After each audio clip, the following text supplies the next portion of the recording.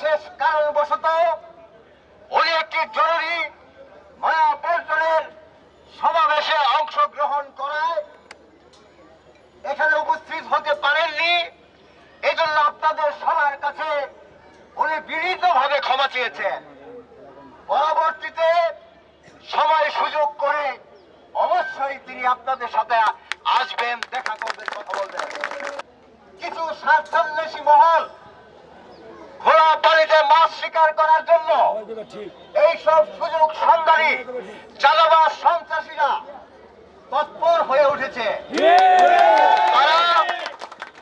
তারা নিজেদের স্বার্থ হাসিলের জন্য বিভিন্ন জায়গায় ব্যবসা প্রতিষ্ঠানে, দোকানে, বাসায় বিভিন্ন ভাবে হামলা করছে, দেশের পরিস্থিতি অস্থিতিশীল করার চেষ্টা করছে।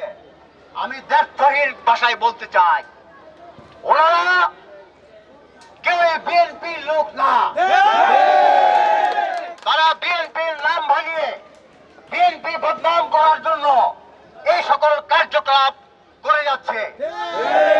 আমি সাইফুল আলমের নীরব ভাইয়ের পক্ষ থেকে তার নির্দেশে বলতে চাই, আপনারা কেউ কোন কারো কাছ থেকে জুলুমের শিকার হলে আপনারা তাদের প্রতিরোধ করে তুলবেন। কেউ যদি বিএনপির নাম ভাঙিয়ে, সাইফুল আলম নীরবের নাম ভাঙিয়ে কোথাও কোনো অত্যাচার অন্যায় করে, চাঁদাবাজি করে, সন্ত্রাসী করে, আপনারা সে যেই হোক তাদের বিরুদ্ধে প্রতিরোধ করে তোলেন।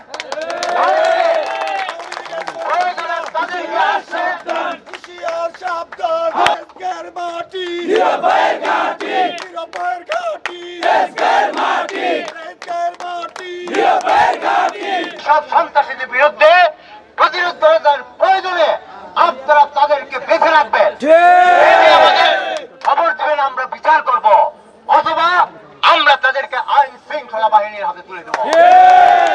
এ ব্যাপারে সাইফুল আলম নীরবের কোন আপোষ করবেন না। তিনি দৃঢ় শোনেন। খ্রিস্টান সম্প্রদায়ের সাথে দেখা করেছি, সৌজন্য সাক্ষাৎ করেছি, তাদেরকে অভয় প্রদান করেছি, তাদেরকে বলেছি আমরা আপনাদের পাশে আছি, আমরা আপনাদের ভাই, যে কোনো দুর্যোগে দুঃসময় আপনাদের আমাদের পাশে পাবেন। তারা আশ্বস্ত হয়েছেন, খুশি হয়েছেন। আমরা কিছুক্ষণ পরেই আমাদের এই সম্মুখে হিন্দু সম্প্রদায়ের একটি মন্দির রয়েছে। আমরা ইতিপূর্বে তাদের সাথে দেখা করেছি, কথা বলেছি। আনুষ্ঠানিকভাবে আজকেও নীরব ভাইয়ের পক্ষ থেকে আমরা তাদের সাথে যে কথা বলবো, সেজন্য সাক্ষাৎ করব, আমরা যে তাদের পাশে রয়েছে সে ব্যাপারে সহমর্মিতা প্রকাশ করব। সাইফুল আলম নীরব ভাইয়ের পক্ষ থেকে তাদেরকে অভিনন্দন, শুভেচ্ছা জানাই এবং তাদেরকে বলতে চাই, আপনারা কোন চাঁদাবাজকে একটি টাকাও দিবেন না, কোন সন্ত্রাসীদেরকে প্রশ্রয় দিবেন না।